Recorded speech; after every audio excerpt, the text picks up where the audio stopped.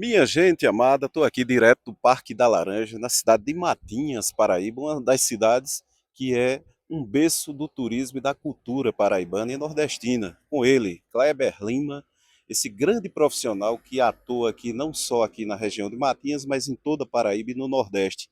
Ele que é professor de histórias, né? Ele que também é gestor e guia de turismo aqui na Paraíba e consultor de turismo. E vai falar um pouquinho da importância do turismo aqui para a nossa região e para todo o Brasil. E um fator importante, a Paraíba hoje tem o ministro do turismo aqui da nossa Paraíba, que é o Gustavo Feliciano. E Kleber vai falar um pouquinho como esses municípios podem se enquadrar, porque o Brasil, né, Kleber, tem 5.580 municípios e pouco mais de 3.000 têm se enquadrado nesse programa que hoje virou lei para os municípios desenvolver o seu turismo. E aqui na Paraíba, dos 223 municípios, Kleber, menos de 200 municípios, no caso, 107 apenas já estão enquadrados. E você vai se apresentar um pouquinho e falar um pouco, você que é da área e tem um conhecimento extenso nessa área de turismo. Eugênio e todos os telespectadores e ouvintes, é um prazer imenso poder falar sobre um tema tão importante no Brasil, que é o turismo. Eu sou Kleber Lima, você já falou muito bem, sou guia de turismo nacional regional sul-americano, condutor de ecoturismo e turismo de aventura, enfim, algumas atividades, algumas graduações aí na área do turismo, sou professor de história e consultor de turismo. Atualmente, eu estou à frente de uma empresa que presta consultoria de turismo. Como você bem falou, nós atuamos aqui na Paraíba e alguns estados vizinhos. E trabalhando principalmente a política pública de turismo, como os municípios devem se enquadrar, né, seguindo todos os critérios estabelecidos pelo Ministério, para se inserir na política pública e desenvolver um turismo de forma descentralizada.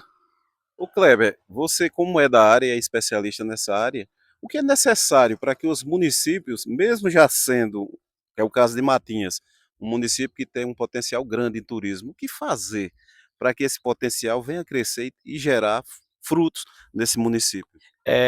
Eugênio, tua pergunta ela é muito pertinente porque nós temos que enxergar o turismo como um produto e entender o turismo como uma forma, como um vetor de desenvolvimento econômico.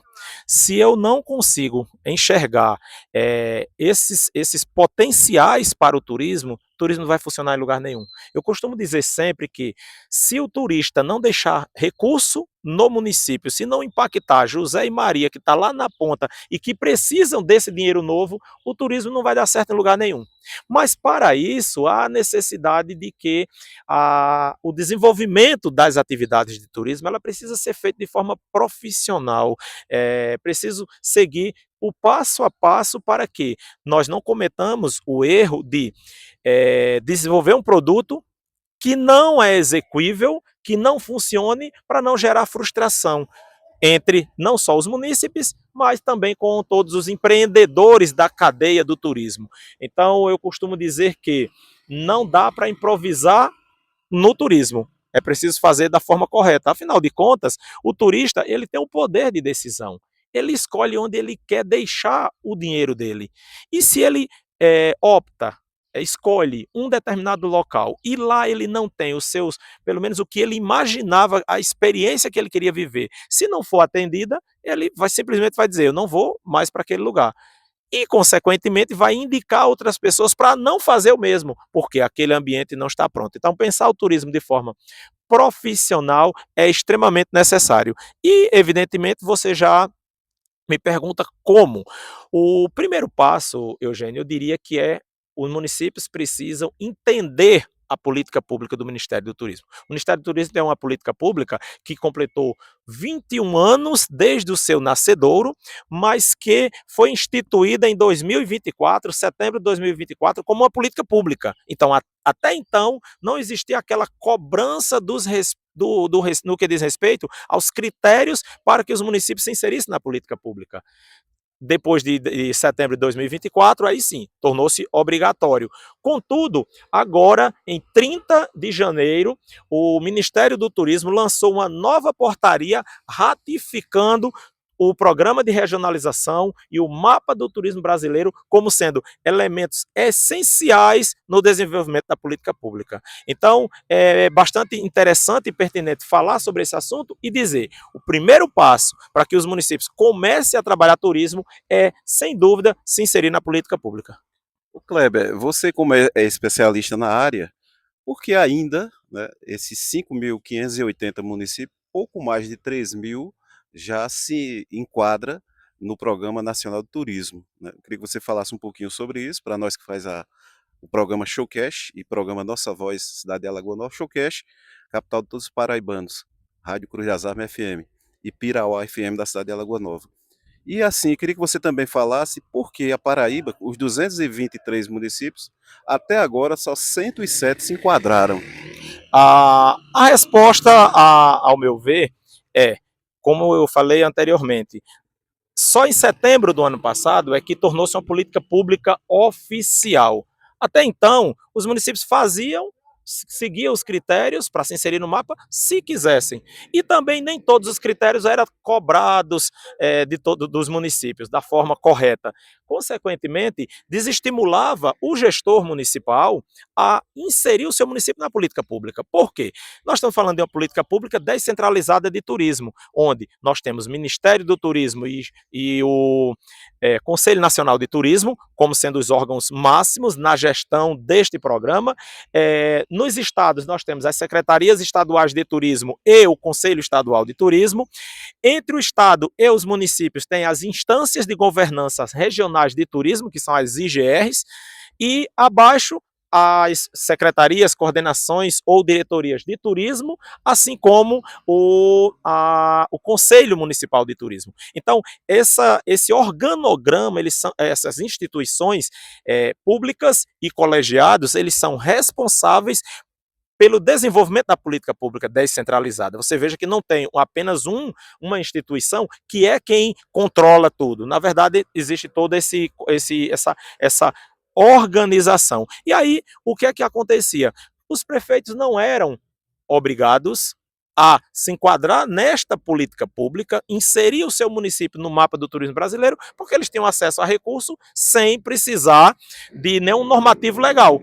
Simplesmente por ter um deputado aliado, ou um senador aliado, enfim, qualquer um parlamentar, que destinava recursos para os seus eventos megalomaníacos, para a construção de uma praça, para a construção de pórticos, eu amo, que se popularizou em tudo quanto é lugar, sem que fosse planejado uma ação estratégica para desenvolver o turismo. Simplesmente utilizavam dinheiro e, dessa forma, o gestor não existia essa obrigação legal, né? Consequentemente, desestimulava e fazia com que muitos gestores, eles até muitas vezes falavam até para mim, quando eu estava apresentando algum projeto de consultoria, para que eu cumprir com toda essa legislação preconizada pelo Ministério do Turismo, isso antes de setembro de 2024. Se eu preciso do recurso, eu tenho. Então, Kleber, você como é especialista da área, que isso melhorou não só para os municípios, né? Talvez não para os gestores, mas para os munícipes. O que isso vai trazer para as cidades de avanço e de melhorias agora com essa nova lei e essa nova forma de se enquadrar os municípios no turismo? Eugênio, na prática é o seguinte: o Ministério disse e diz: vocês querem trabalhar com turismo? Vocês têm potencial para o turismo? Eu preciso ter um raio-x, preciso ter um diagnóstico. E esse diagnóstico ele se dá exatamente através de uma plataforma do Ministério chamado SISMAPA. É ali que o município preenche uma série de informações econômica relacionadas à saúde, à infraestrutura, a acesso, a capacitações, profissionais capacitados ou não que tenham no município, prestadores de serviços cadastrados no cadastro ou não. A partir dessa gama de informações que são disponibilizadas através da plataforma, o Ministério faz um raio-x e enxerga aquele município como um potencial turístico e, consequentemente, as ações elas passam a ser mais direcionadas e descentralizadas, ou seja, o gestor municipal, no momento que, e não prejudica, fazer parte da política pública, eu diria que não é um problema para o gestor. Pelo contrário, é a solução para que ele possa, de fato, trabalhar o turismo da forma correta. Utilizar os recursos, quer seja emendas parlamentares, quer seja projetos apresentados diretamente ao Ministério do Turismo, para trabalhar o que, de fato, aquele município precisa, no que diz respeito à sua estruturação, para que ele se transforme, evidentemente, em um destino turístico. Então, a ferramenta, o programa, ele vem para auxiliar os municípios, o Estado e o Ministério na tomada de decisões para potencializar o turismo. Por sua vez, no momento que o prefeito ele assume o compromisso de integrar o seu município na política pública, e aí vem uma correção bem importante que o próprio Ministério fez, Eugênio, é importante que as pessoas tenham ciência disso, um ato desse não é só o prefeito que assina dizendo, eu quero. Não.